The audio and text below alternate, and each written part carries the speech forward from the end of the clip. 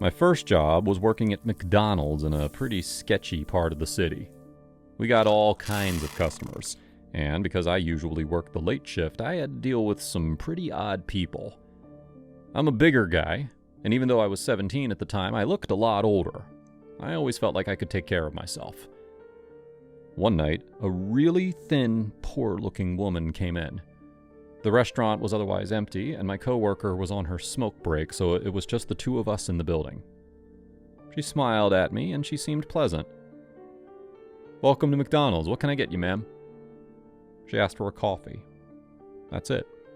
Easy enough. I got that for her. She paid, and I told her to have a nice day. Have a nice day? She acted like I'd just insulted her or something. With pure rage, she splashed her scalding hot coffee at me. It got all over my shirt. My stomach was pretty burned, so I tugged on the fabric to separate it from my skin. Serves you right. I'm usually not an angry person. In fact, a lot of people call me a gentle giant because I'm so soft-spoken for such a big guy. But in that moment, I was furious. I jumped over the counter and chased her outside. She was waiting for me. I didn't touch her or anything, but I got close enough to be intimidating. I asked her why she'd attacked me like that, and she just started laughing. Then she backed away into the street. Thankfully, there were no cars coming, and she started to dance like a ballerina. I couldn't tell if she was taunting me, or if she was so crazy that she had no idea what was happening. My coworker, Jake, joined me on the sidewalk. He asked me what was going on, and I just shrugged. By then, my anger was gone. I was mostly confused. "Have a nice day, my ass." And she disappeared behind a building. A couple of weeks passed. I didn't forget about the incident, but it kind of faded from my mind.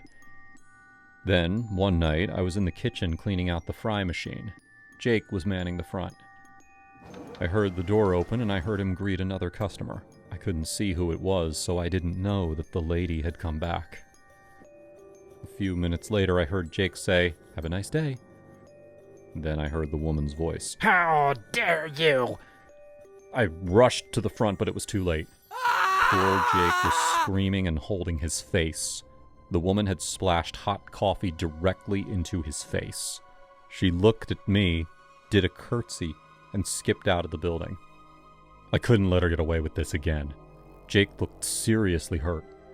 I raced after her, grabbed her in the parking lot, and held her hands behind her back. She was very frail, so I made sure not to hurt her, just to keep her in place. She kept struggling and snapping her teeth at me, but I wouldn't let go. As I pulled her back inside, she snapped her teeth a bit too hard, and her dentures flopped out of her mouth. "Call the police, please." Jake made the call. His face was bright red. I couldn't tell if the burns were serious enough to leave scars, but he definitely looked like he was in pain. As we waited for the police to come, I asked the lady what her problem was. Why did she freak out whenever someone told her to have a nice day? I'll always remember her answer.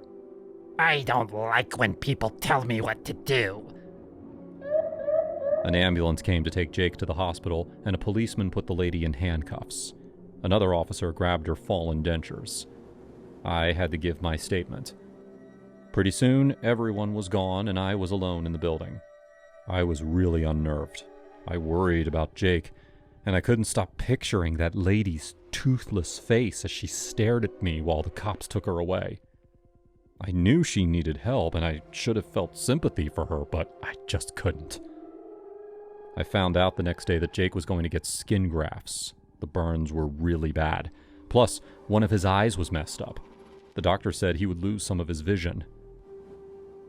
After I visited him at the hospital, I went to the police station to find out what had happened to the lady. I had to talk to like 5 different people before I got an answer. I found out her name was Cynthia. They already let her go. Her son posted bail, so she was back home awaiting her trial. I couldn't believe it. She was violent. She needed to stay locked up. I was told that I would be called in to testify at her trial, but otherwise there was nothing I could do. For the rest of the week, I kept checking in on Jake. He was doing better. He wasn't in as much pain, but he was really upset about the damage to his eye. I felt terrible. I still had to go to work, though. I did 4 more shifts that week, constantly on edge. I had this dark feeling that Cynthia would come back. All my coworkers knew what happened, so we were prepared in case anyone saw her. That Friday night, I saw her again. She didn't enter the building. She was just standing outside the window, looking right at me and dancing. I called the police, and the dispatcher said that they'd get there in a couple of minutes. Cynthia never entered. She just kept staring and dancing. It looked like she was laughing, too, though I couldn't hear her through the window. Then, she opened the door, stuck her head inside, and shouted, "Have a nice day." The police got there 1 minute later, but she was already gone. Jake ended up getting a bunch of money from the owner. He moved away. Cynthia got 6 months of probation. That's it. I didn't learn until the trial that she's the mother of our mayor. Thankfully, I haven't seen her again, but I still think about her a lot. What a psychopath. This story is loosely inspired from one of our subscribers. During her time at a fast food chain, she faced 2 disturbing incidents. In one case, a milkshake machine malfunctioned, and when a customer was shown how runny his shake turned out, he lost his temper and threw it at her, drenching her in chocolate. Yet, she was still expected to serve him. On another winter day, a homeless man entered, used the restroom, and politely paid for coffee. She gave it to him for free with a kind word, which unexpectedly triggered him to throw the hot drink at her. When he refused to leave, she had to involve the police.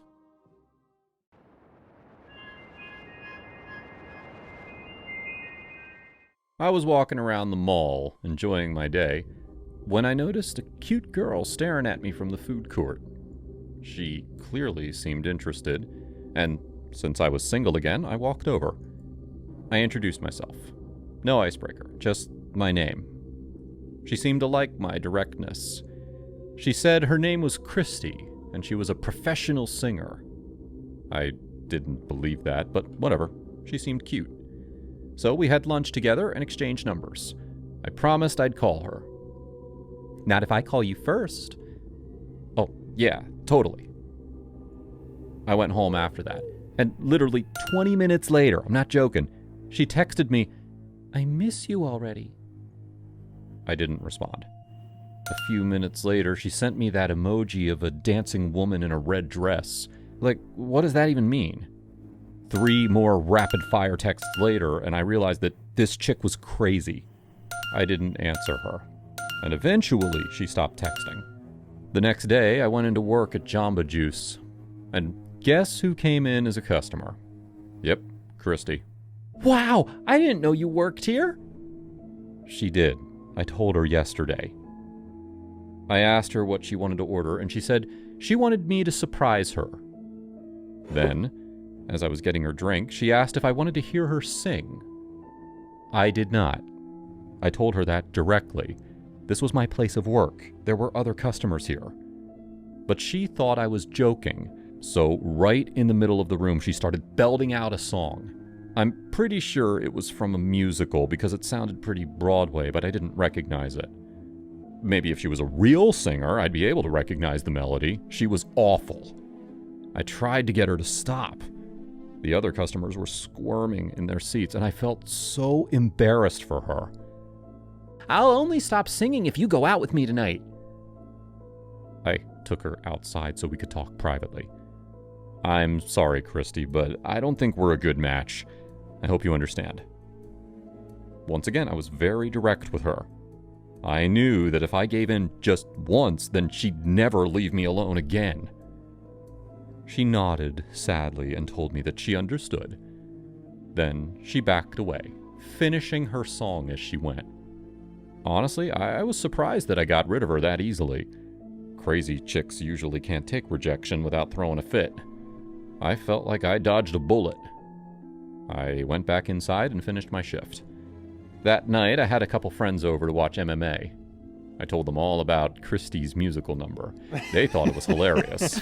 We were all laughing about it, having a good time, when my buddy Jake got really quiet. His eyes were wide and he was staring at the window. I followed his gaze. And there was Christy, in my backyard, peering into the house like a raccoon. When she saw me looking, she smiled and waved, as if she wasn't trespassing on my property. Aren't you gonna invite her in, dude? We'd love to meet the new girlfriend. I had to stop this right now. I walked outside to confront her. I told her that she was scaring me and I didn't want her wandering around my yard. She smiled and handed me a flower that she'd picked from my garden. I don't want to see you again. Do you understand? Yes, I totally understand. Goodbye. She did a little bow and then disappeared into the night. When I got back inside, all my buddies were bursting with laughter. I didn't think it was funny, though. I thought there was something very wrong with her. And there was no doubt in my mind that she'd come back.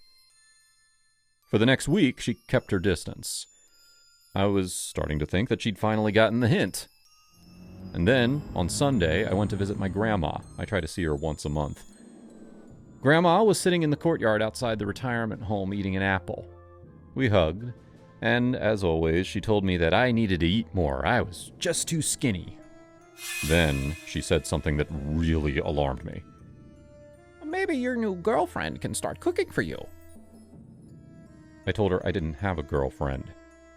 And she said that my girlfriend came to visit her yesterday. She described exactly what Christy looked like, and mentioned that she even sang her a song. She's not a very good singer, though. I stepped to the edge of the courtyard so that Grandma couldn't hear me.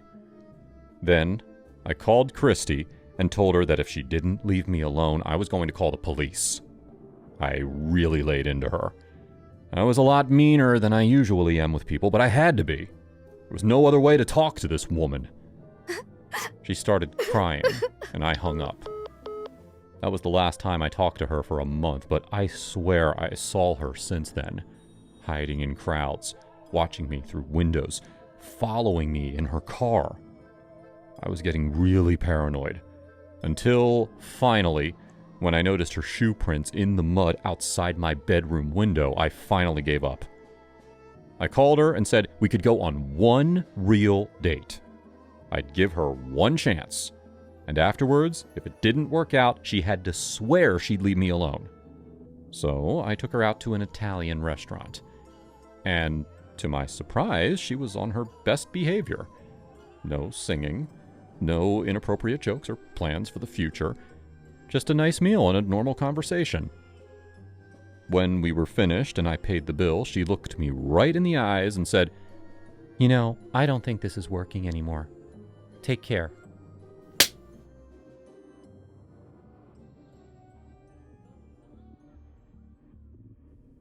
This story is loosely inspired by the real-world experience of one of our subscribers. This is what he said.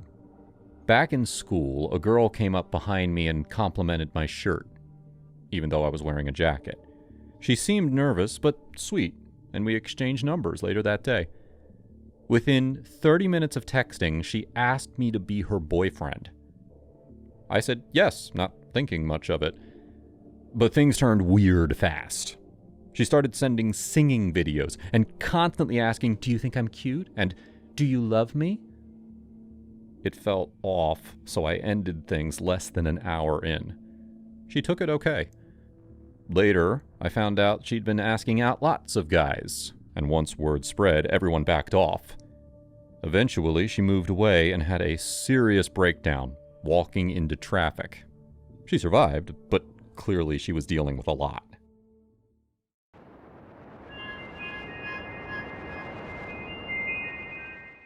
I was flying to Phoenix when the weirdest moment of my life happened. The plane was absolutely packed, and there were 2 separate crying babies in the back. It was just awful. And because I was on my way to my grandma's funeral, I already wasn't in the best mood. Right before we were about to take off, the seat next to me was still empty. I thought I lucked out, but literally seconds before they closed the doors, one final passenger came in. He was a short man with a bald head and an oversized business suit. He seemed normal from a distance, but as he got closer, I knew that there was something very wrong about him. He had streaks of sweat all over his wrinkled forehead, and his eyes kept darting around the cabin, like he was expecting someone to jump out and attack him. I know that some people are just naturally nervous when they fly, but this was different. He scared me. He plopped down in the seat next to me, hugged his briefcase to his chest, and stared forward. He didn't move. He didn't blink, not even to wipe the sweat from his eyes. A stewardess came over to tell him to put his briefcase under the seat. He ignored her. "Please, sir, you have to put that away." He just clutched it tighter. "Sir!" He slowly turned his head, but he didn't look at her. He looked right at me. "She's a demon." He waited for me to agree with him, but I just awkwardly looked out the window as if I didn't hear him. I mean, how was I supposed to respond to that? I guess he eventually gave in and put his briefcase under the seat. I wasn't looking. The stewardess left, and I just sat there, trying hard to ignore him. Even though I didn't look at him, I could feel him staring at me as the plane took off. About 20 minutes later, he started twitching in his seat. He scratched his arms and shifted around like he was on fire. I had to say something now. I got the distinct feeling that he was on some kind of substance. Are you okay?" He squeezed his eyes closed and rocked back and forth. "The demons, they followed me here." I pressed the stewardess call button. I could see one of the flight attendants on the other side of the plane. She looked over and gave me one of those "I'll be there in a minute" looks. The man dug nervously under his shirt until he pulled out a rosary. He squeezed the beads in his hand and whispered a frantic prayer. The stewardess still wasn't coming over. She was busy talking and laughing with another passenger. I waved at her again. Suddenly, the man stopped praying. He raised the beads to his lips, kissed them, and slowly pushed the entire rosary into his mouth. "What are you doing? Excuse me, ma'am, please!" The stewardess rolled her eyes, obviously thinking I was a difficult passenger, and slowly walked over. The man swallowed the whole rosary. I stared at him, waiting for him to choke. He didn't. He just started whispering again. "Stay away, demons. You can't hurt me. Demons. Demons." When the stewardess finally reached us, her anger at me disappeared. She could see that this guy was really messed up. "Sir, what's wrong?" He grabbed her uniform and pulled her inches away from his face. Then he screamed, "You're all demons!" He let go and she stumbled backwards. Confused, she ran off, probably to get help from her coworkers. That didn't help me, though. I was stuck next to a crazy person. "Demons! Demons! Demons!" I scooted as far away as I could, but I didn't have much room in the window seat. Then, he stopped whispering and once again turned toward me. "I know you're not a demon like everyone else. I can trust you, right?" I nodded. He asked me if I had a pen. I guess he wanted to write a message or something. I had one in my pocket, and of course I gave it to him. You can't say no to someone like that. He took the pen and squeezed it tightly, but he wasn't writing anything down. He was just tapping it frantically against the back of the seat in front of him. The stewardess came back and announced that the pilot had asked him to leave. She seemed really nervous to be delivering the bad news, and I didn't understand why the pilot didn't talk to this guy himself. The man stood, his eyes wide and crazy, and he started gasping. Demon! Demon! You're stealing my breath! I watched in horror as he attacked that poor woman with the pen. I'd just handed him a weapon and I didn't even know it. He swiped it through the air and jabbed it into her arm. She pulled back and he swiped it again. He didn't seem too strong, though. He really was gasping for air. He kept sputtering out the word demons, waving that pen around like a total lunatic, until he crumbled onto the floor.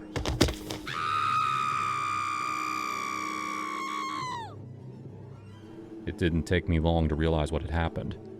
The rosary that he'd swallowed was still lodged in his throat. He couldn't breathe.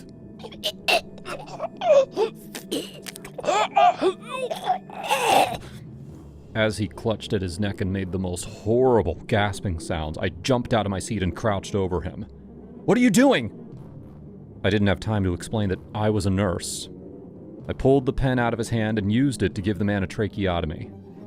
Thanks to my quick thinking, I saved his life. When the airport paramedics arrived, he was stable.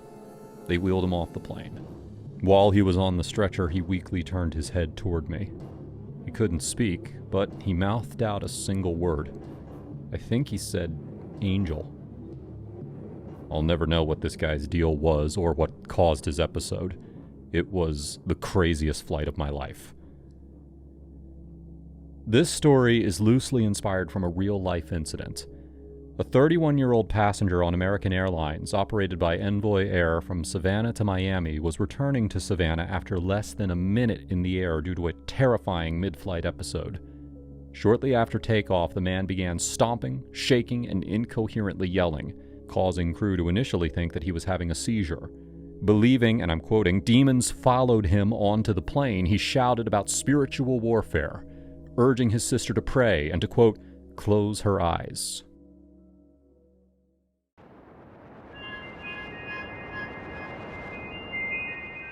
I had the best job in the world. I worked at a collectible shop where we had a bunch of vintage comic books, trading cards, and all sorts of cool stuff. Everything was pretty valuable and pretty expensive, so we had a security guard outside at all times. One day, I was manning the front desk, scrolling through my phone, when Freddy walked in. Our regular security guard was on vacation, so Freddy was filling in. I didn't really know him that well.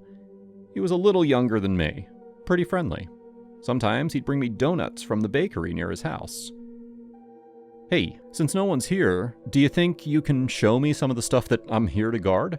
Our regular guard hadn't done anything like that, so I didn't know how to react. We had very strict rules about the merchandise. But since he was my coworker, I thought, why not? I asked him if there was anything specific that he wanted to see, and he immediately mentioned our Pokemon cards. We had a binder of them in the display. Most were pretty cheap, but we had a few ultra-rare ones that were worth thousands. I never got into Pokemon, it just wasn't my thing. But our selection drew in a lot of customers. I pulled out the binder and placed it in front of him. Wearing my plastic gloves, I flipped through the pages and showed Freddy what we had. I could tell he wasn't really paying attention. He kept glancing back toward the front door. "So, if you added all of these up, how much would this whole binder be worth?" I couldn't give him a specific answer. It was worth a lot, though. I asked him if he had any other questions. He didn't, so I closed the binder and started to put it back. That's when he leaned over the glass counter and sprayed pepper spray right into my eyes. The pain was indescribable. I had no idea that pepper spray would hurt so much, or that it would fill up your lungs. I couldn't breathe. I thrashed around blindly until I made it to the bathroom and splashed water on my face. That helped a little, but everything was still really blurry. When I stumbled back to the counter, Freddy was gone.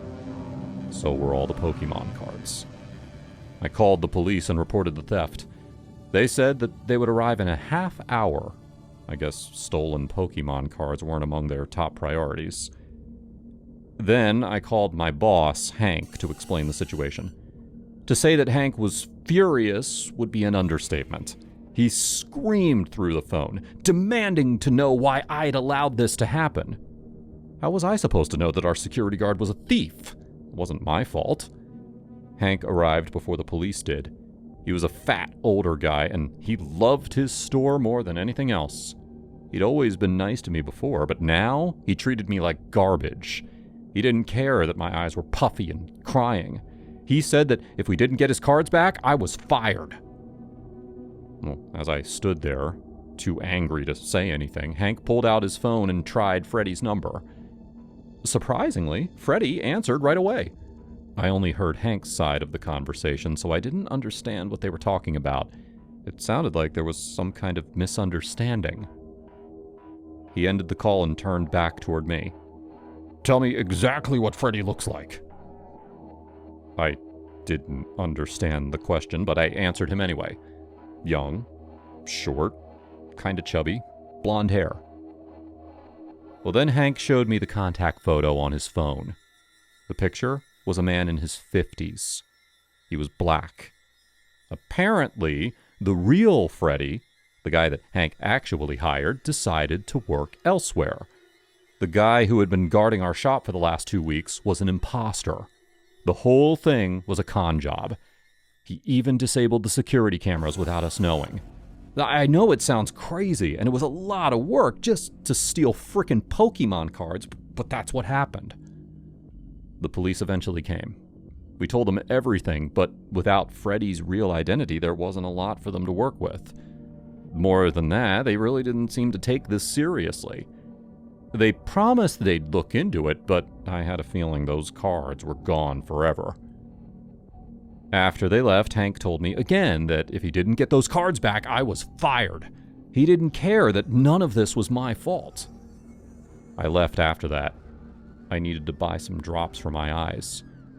I was angry at fake Freddy, but I was even angrier at Hank. I'd had this job for 3 years. I was a great worker, and the customers all liked me. I was going to drive home and sulk, but on the drive, I passed by the bakery where fake Freddy had gotten donuts. This was the neighborhood where he lived. That was the one piece of information I knew about him. I forgot to tell the police. Well, I parked right in front and went inside to ask the baker if he knew a short, chubby blonde guy who liked donuts. I was going to find him myself. The baker was super helpful, telling me the guy's real name, Tony, and his apartment number in the building across the street. I felt like a real detective. It was kind of exciting. 2 minutes later, I was knocking on his door. "Donuts!" Tony stupidly opened the door, and I pushed my way inside. I grabbed him by the collar and demanded the cards back. Without his pepper spray, he was really easy to overpower. He immediately started to cry. "Don't hurt me! I'm sorry! I'm sorry!"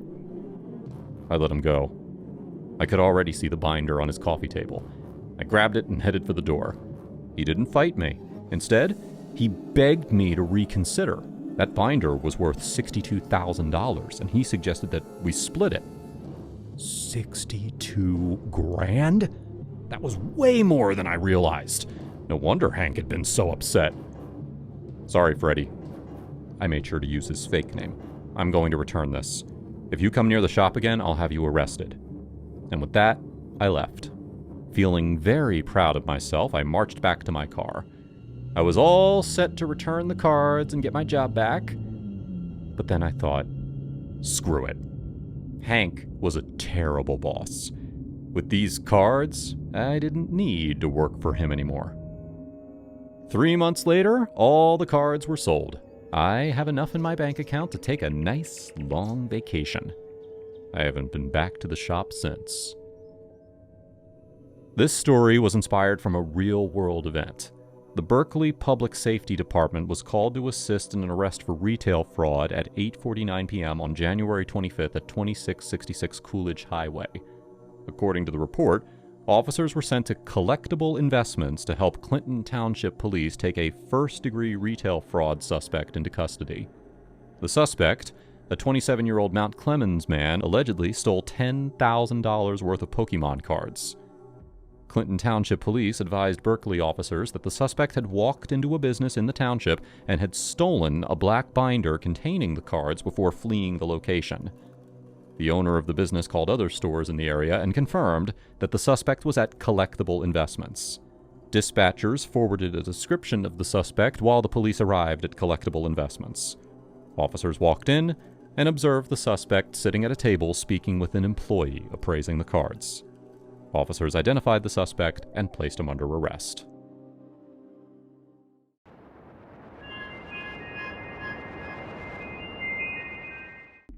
I never got along with my sister-in-law, Tabitha. She was my husband Derek's stepsister, so she wasn't even part of the family. But she'd always show up to events and treat me like garbage. I always complained to Derek about her, but he never did anything. He and Tabitha had a really weird, close bond. Over summer, Derek and I had a barbecue at our house, and of course, Tabitha showed up. Honestly, she looked amazing. She announced to everyone that she had just gotten a facelift. When I was alone in the kitchen, Tabitha came up to me and handed me a card to her plastic surgeon. She explained that her doctor was the best in town, and he worked really cheap. She said that the doctor had a 2-for-1 special, so she said that if I was interested, I could get a nose job for free. I can't tell you how offended I was. I knew that my nose was big, but I never had anyone talk to me so bluntly about it. I told her I wasn't interested, but she made me keep the card. After the barbecue ended, Derek asked me why I was in such a bad mood. I told him what his stepsister said to me, and of course he defended her. He said she was just trying to help. Even worse, he encouraged me to go through with the operation. He told me that I was beautiful just the way I was, but that I'd be a lot happier with a nose job. Things escalated into an argument, but eventually I gave in. All I wanted was to make Derek happy, and it seemed like he really wanted me to see the doctor.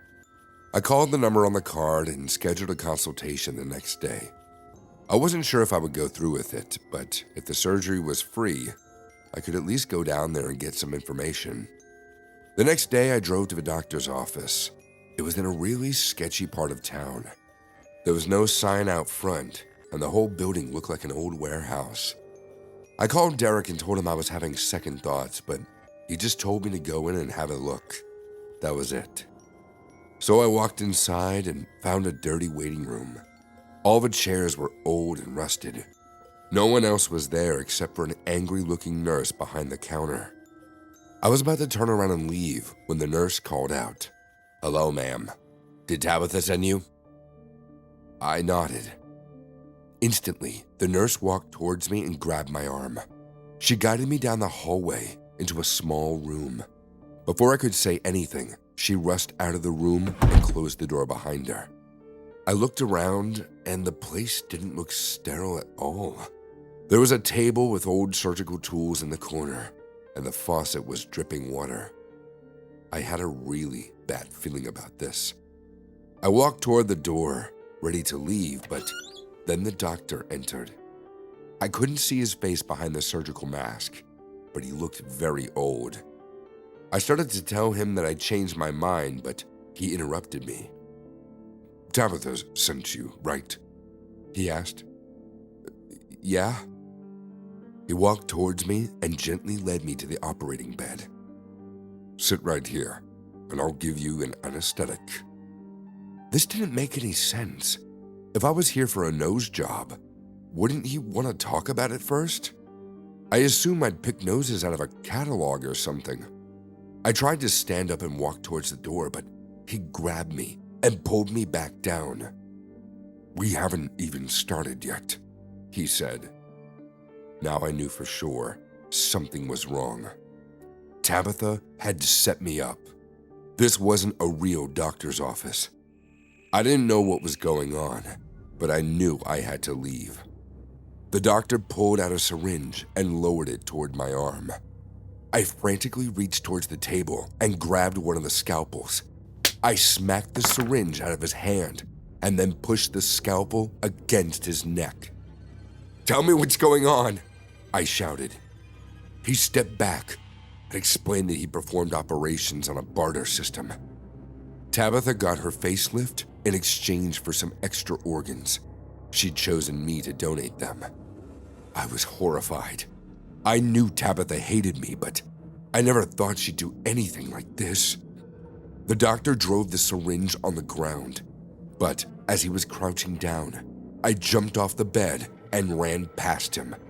I raced down the hallway while he shouted at me to stop. When I got to the waiting room, I saw the nurse standing guard at the entrance. She held up a syringe. "Looks like we have another runner." If I tried to run past her, she'd probably inject me. So I picked up one of the metal chairs and threw it at her. She ducked out of the way, and the chair banged up against the front door. Using that as a distraction, I shoved past her and raced out. Then, I got in my car and sped off. As I was driving back home, I called 911. I tried to explain what happened, but the cops couldn't believe me. I guess I sounded really frantic, but he told me not to make prank calls and then hung up. My only other plan was to go back home and tell Derek. He'd know what to do. But when I pulled into our driveway, I saw Tabitha's car parked outside. I couldn't let her see me. I parked far away from the house and snuck through the yard. Then I looked through the window and saw Tabitha and my husband drinking wine together. They were sitting awfully close. That's when I realized that Derek was in on it too. He knew that his stepsister was planning to get me killed. I watched in horror as Derek slowly kissed Tabitha. It made me want to throw up. I couldn't go home and I couldn't go to the police. So I drove all the way across town to stay with an old friend from high school. I knew that no one would find me there. I decided to stay low for a bit. That would give me time to think about my next steps. Almost immediately, my husband tried to call, but I didn't answer. Tabitha called me too. Then I got a call from an unlisted number. I answered it and heard that doctor's voice on the other end. He told me to come back and give up my kidney. He promised that I'd survive with just one. I refused, of course. There was no way I was going back there. Then the doctor started screaming at me. He said that Tabitha had gotten a very expensive surgery and he needed a payment. "I'm sorry," I said, "but if you still need someone's organs, I think my husband is available." Then I hung up. The next day, I calmed down enough to go to the police. I told them everything, and it seemed like they believed me. They sent some officers to the address I gave them, but when they got there, the building was empty. There was no sign of any doctor's office.